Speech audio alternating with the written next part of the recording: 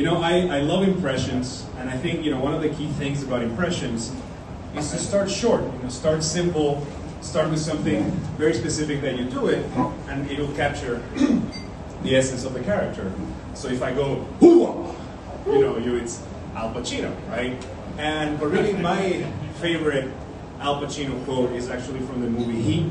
It's this great movie with Robert De Niro. And in this scene, Al Pacino is interrogating Hank Azaria, who is sleeping with Ashley Judd, who is married to Val Kilmer, who is robbing banks with Robert De Niro. And then Hank Azaria is like, oh, why did I hook up with this girl? And then Al Pacino improvises. Why? I'll tell you why. Because she's got a great ass! It's just incredible. That's a true genius of acting. But the thing with people like Al Pacino is that he's been a star for so long that we've seen him from young Pacino to old Pacino very different.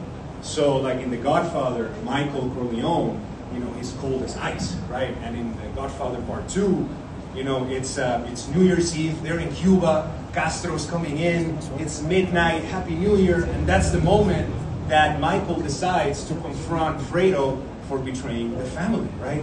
And Michael just grabs Fredo by the face, kisses him on the lips, and goes, I know it was you, Fredo. You broke my heart. And then he gets really upset, and then again goes, you broke my heart. And that's it. And then later in the movie, he tells one of his goons that nothing happens to my brother while my mother's still alive.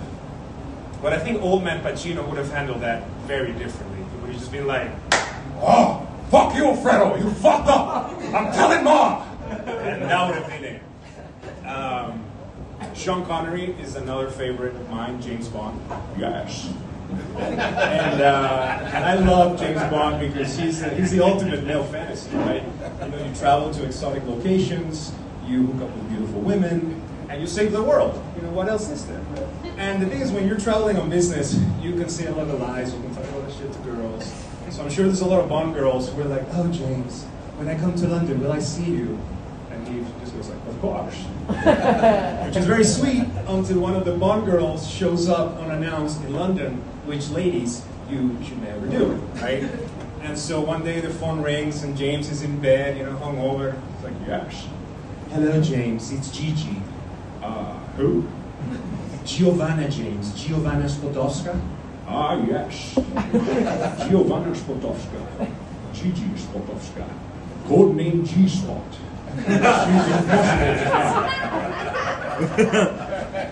But the thing is, you know, anyway, James, can I come over?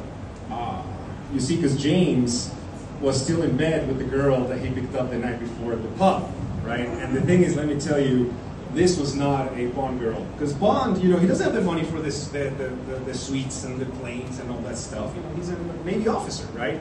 Which means that when he's in London, he, more often than not, ends up hooking up with a girl that sounds like, who's that on the phone, love? It's like, But don't judge him, man. You know, like, you know, he's an officer, he's a military man, you know, he's got training. It's not the first time he jumps on a grenade.